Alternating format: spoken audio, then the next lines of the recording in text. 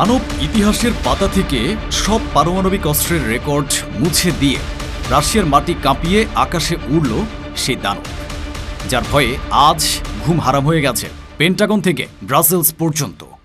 Sarmat ICBM, যা দ্বিতীয় শয়তান বা শাতান-2 নামে পরিচিত। পুতিনের ব্যক্তিগত নির্দেশে রাশিয়া এইমাত্র ঘোষণা করল এমন এক অস্ত্রের সফল উৎক্ষেপণের কথা, যা কেবল একটি দেশের মানচিত্রই নয়, বরং একাই একটি মহাদেশকে ছাইয়ে পরিণত করার ক্ষমতা রাখে। এটি কোনো সাধারণ মিসাইল নয়, এটি হলো রাশিয়ার সেই পারমাণবিক ট্রাম্প কার্ড, যা পশ্চিমা বিশ্বের বিলিয়ন বিলিয়ন ডলারের সমস্ত মিসাইল ডিফেন্স সিস্টেমকে স্রেফ একটি শিশুর খেলনায় পরিণত করে। ৩৫,০০০ কিলোমিটার দূরের লক্ষ্যবস্তুতে আঘাত হানা, মহাকাশ থেকে প্রচলিত পথের বাইরে গিয়ে হামলা চালানো এবং আটকানোর প্রযুক্তিগত সম্ভাবনাকে শূন্য করে দেওয়ার ক্ষমতাসম্পন্ন এই সারমাট চলতি বছরের শেষেই যখন পুরোপুরি যুদ্ধের জন্য প্রস্তুত হবে, তখন পৃথিবীর ক্ষমতার ভারসাম্য চিরতরে বদলে যাবে। কিন্তু কিভাবে একটিমাত্র মিসাইল এতটা ভয়ঙ্কর হতে পারে? কেন পেন্টাগনের $100 বিলিয়ন প্রতিরক্ষা ব্যবস্থা এর সামনে স্রেফ একটি কাগজের খেলনা? আর সবচেয়ে বড় প্রশ্ন, সারমাট চালু হওয়ার পর পৃথিবীর ভূরাজনৈতিক সমীকরণ ঠিক কোন দিকে মোড় নেবে? চলুন আজ সেই পারমাণবিক শয়তানের ব্যবচ্ছেদ করা যাক, যার প্রতিটি অংশ আধুনিক প্রযুক্তির এক একটি বিস্ময় এবং পশ্চিমা বিশ্বের জন্য এক একটি দুঃস্বপ্ন। ঘটনা শুরু হয় ক্রেমলিনের একটি বজ্র কঠিন ঘোষণার মাধ্যমে। রাশিয়ার প্রেসিডেন্ট ভ্লাদিমির পুতিন ব্যক্তিগতভাবে এই প্রকল্পের তত্ত্বাবধান করেন এবং সারমাটের সফল উৎক্ষেপণের পর তিনি বলেন, এই অনন্য অস্ত্রটি রাশিয়ার সশস্ত্র বাহিনীর যুদ্ধ ক্ষমতাকে শক্তিশালী করবে এবং যারা আমাদের দেশকে হুমকি দেওয়ার চেষ্টা করবে তাদের দুবার ভাবতে বাধ্য করবে। এই ঘোষণা কোনো ফাঁকা হুমকি ছিল না, এটি ছিল ক্রেমলিনের এক সুপরিকল্পিত কৌশলগত বার্তা, যা টেলিভিশন ক্যামেরার সামনে পুরো বিশ্বকে দেখানোর জন্য আয়োজন করা হয়েছিল।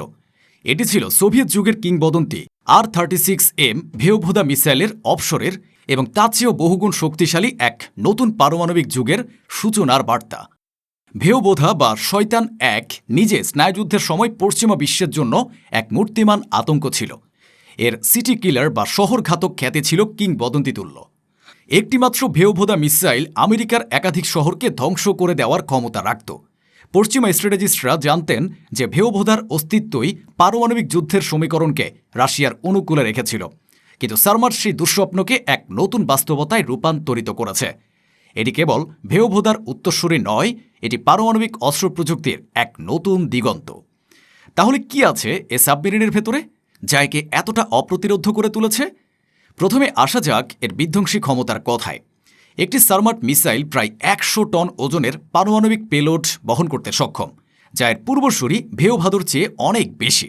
এর মধ্যে থাকতে পারে 10 থেকে 15টি multiple independently targetable reentry vehicle বা MIRV। সহজ ভাষায় একটি সারমাট মিসাইল একসঙ্গে 10 থেকে 15টি পারমাণবিক বোমা বহন করে, যা মহাকাশ থেকে আলাদা হয়ে ভিন্ন ভিন্ন শহরে বা সামরিক ঘাঁটিতে আঘাত হানতে পারে। এই MIRV প্রযুক্তি একটি ডিফেন্স সিস্টেমকে অভিভূত বা ওভারওয়েলম করার জন্য ডিজাইন করা হয়েছে। একটি মিসাইলকে আটকানো কঠিন, কিন্তু একই সাথে আসা 15টি ভিন্ন লক্ষ্যবস্তুকে আটকানো প্রায় অসম্ভব। প্রতিটি ওয়ারহেডের শক্তি প্রায় 750 কিলোটন। তুলনা করলে হিরোশিমায় ফেলা বোমার শক্তি ছিল মাত্র 15 কিলোটন। অর্থাৎ একটি সারমাট মিসাইলের একটিমাত্র ওয়ারহেড হিরোশিমার চেয়ে 50 গুণ বেশি শক্তিশালী।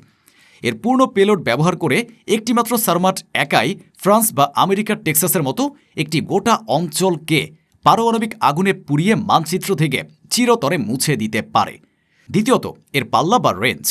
সারমাটের ঘোষিত পাল্লা প্রায় 18,000 কিলোমিটার, কিন্তু রাশিয়ান বিশেষজ্ঞরা দাবি করেন এটি 35,000 কিলোমিটার পর্যন্ত যেতে সক্ষম, যা পৃথিবীর পরিধির অর্ধেকেরও বেশি। এ অবিশ্বাস্য রেঞ্জের অর্থ কি? এর অর্থ হল সারমাটকে উত্তর মেরুর উপর দিয়ে প্রচলিত ব্যালিস্টিক পথে আমেরিকায় আঘাত হানার কোনো প্রয়োজন নেই। এটি চাইলে পুরো দক্ষিণ মেরু ঘুরে পৃথিবীর উল্টো দিক থেকে এমনভাবে আমেরিকায় প্রবেশ করতে পারে যেখানে আমেরিকার কোনো মিসাইল ডিফেন্স রাডার বা প্রতিরোধ ব্যবস্থা প্রস্তুতি নয়। আমেরিকার $1 billion ground based mid course defence সিস্টেমের ইন্টারসেপ্টরগুলো আলাস্কা এবং ক্যালিফোর্নিয়ায় বসানো আছে, যা উত্তর দিক থেকে আসা মিসাইল হামলা প্রতিরোধের জন্য তৈরি।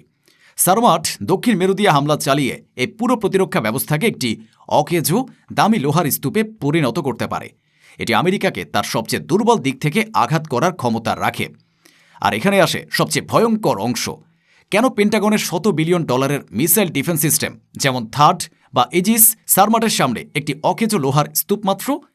এর প্রধান কারণ হল সারমাটের অনির্দিষ্ট গতিপথ এবং এর সাথে যুক্ত থাকা আনভ্যানগার্ড হাইপারসনিক লাইট ভেহিকেল। প্রচলিত আইসিবিএমগুলো একটি নির্দিষ্ট ধনুকের মতো পাকানো পথে চলে, যা আগে থেকে গণনা করা এবং ট্র্যাক করা সম্ভব, কিন্তু সারমাট তা করে না। উৎক্ষেপণের পর এটি পৃথিবীর বায়ুমণ্ডলের বাইরে একটি নিচু কক্ষপথে প্রবেশ করে, যা ফ্র্যাকশনাল অরবিটাল বোম্বার্ডমেন্ট সিস্টেম বা FOBS নামে পরিচিত। এর ফলে মিসাইলটি পৃথিবীর যে কোনো দিক থেকে তার লক্ষ্যের দিকে এগোতে পারে, যা ডিফেন্স সিস্টেমগুলোকে বিভ্রান্ত করে দেয় এবং আক্রমণের সতর্কবার্তা পাওয়ার সময় অনেক কমিয়ে দেয়। কিন্তু আসল খেলা শুরু হয় যখন ওয়ারহেডগুলো বায়ুমণ্ডলে পুনরায় প্রবেশ করে। সারমাটের কিছু ওয়ারহেড হল অ্যাভেনগার্ড হাইপারসনিক লাইট ভেহিকেল। এগুলো সাধারণ ওয়ারহেডের মতো সরাসরি নিচে নেমে আসে না, বরং শব্দের চেয়ে 27 গুণ বেশি গতিতে, মানে প্রায় 33,000 কিলোমিটার প্রতি ঘন্টায় বায়ুমণ্ডলের ভেতর দিয়ে গ্লাইড করে বা ভেসে ভেসে চলে। এই অবিশ্বাস্য গতিতে চলার সময় এটি একটি প্লাজমা বা অতি উত্তপ্ত গ্যাসের বলয় তৈরি করে, যা রাডারের সিগন্যালকে বাধা দেয়। সবচেয়ে বড় কথা, এটি জিগজ্যাগ পথে এদিক ওদিক দিক পরিবর্তন করতে পারে। বর্তমান প্রযুক্তিতে এমন গতিশীল এবং অনির্দিষ্ট পথে চলা কোনো বস্তুকে ট্র্যাক করা এবং সেটিকে আঘাত করে ধ্বংস করা প্রযুক্তিগতভাবে অসম্ভব। থার্ড বা এজিস মিসাইলগুলো যেখানে একটি যোগ্য লক্ষ্যবস্তুকে আঘাত করার জন্য ডিজাইন করা, সেখানে অ্যাভেনগার্ডের মতো একটি চলন্ত লক্ষ্যবস্তুকে তাড়া করে ধরা তাদের পক্ষে অসম্ভব। এটা অনেকটা আলোর গতিতে চলা একটা বুলেটকে আরেকটি বুলেট দিয়ে আঘাত করার চেষ্টার মতো। এই অপ্রতিরোধ্য ক্ষমতার ভূরাজনৈতিক প্রভাব। সারমাট রাশিয়ার হাতে এমন এক তুরুপের তাস তুলে দিয়েছে, যা সেকেন্ড স্ট্রাইক বা প্রতিশোধমূলক হামলা করার ক্ষমতাকে পরমভাবে নিশ্চিত করে। সেকেন্ড স্ট্রাইক ক্যাপাবিলিটি হল পারমাণবিক ডিটারেন্সের মূল ভিত্তি। এর অর্থ, যদি কোনো দেশ রাশিয়াকে প্রথম পারমাণবিক আঘাতে পুরোপুরি ধ্বংস করে দেওয়ার চেষ্টা করে, তবুও রাশিয়ার সারমাট মিসাইলগুলো বিশ্বের যে কোনো প্রান্ত থেকে পাল্টা হামলা চালিয়ে সে আক্রমণকারী দেশটিকেও পুরোপুরি ধ্বংস করে দিতে পারবে। এই নিশ্চিত পারস্পরিক ধ্বংস বা মিউচুয়ালি অ্যাসিওর ডিস্ট্রাকশনের ভয়ই পারমাণবিক শক্তিধর দেশগুলোকে একে অপরের উপর হামলা চালানো থেকে বিরত রাখে। সারমাট এই সমীকরণকে রাশিয়ার পক্ষে আরও শক্তিশালী করেছে। সারমাট চালু হওয়ার পর ন্যাটোর যে কোনো আগ্রাসী পদক্ষেপের বিরুদ্ধে রাশিয়া এক চূড়ান্ত চেকমেট দিয়ে রেখেছে। আমেরিকা বা তার মিত্ররা এখন জানে যে রাশিয়ার সাথে সরাসরি সংঘাতে যাওয়ার অর্থ হল এমন এক পারমাণবিক প্রতিশোধের মুখোমুখি হওয়া, যা থেকে বাঁচার কোনো উপায় তাদের কাছে নেই। এটি ইউক্রেন যুদ্ধ বা ভবিষ্যতের যে কোনো সংঘাতে রাশিয়ার দর কষাকষির ক্ষমতাকে বহুগুণে বাড়িয়ে দিয়েছে। ন্যাটো এখন রাশিয়ার বিরুদ্ধে কোনো সামরিক পদক্ষেপ নেওয়ার আগে অ্যাসকেলেশন বা পরিস্থিতি নিয়ন্ত্রণের বাইরে চলে যাওয়ার ভয়ে থাকবে, কারণ তারা জানে সেই অ্যাসকেলেশনের শেষ ধাপে রয়েছে সারমাটের মতো এক অপ্রতিরোধ্য দানব। সুতরাং সারমাট কোনো সাধারণ অস্ত্র নয়, এটি ভূরাজনীতির বোর্ড নতুন করে সাজিয়ে দেওয়ার একটি চাল।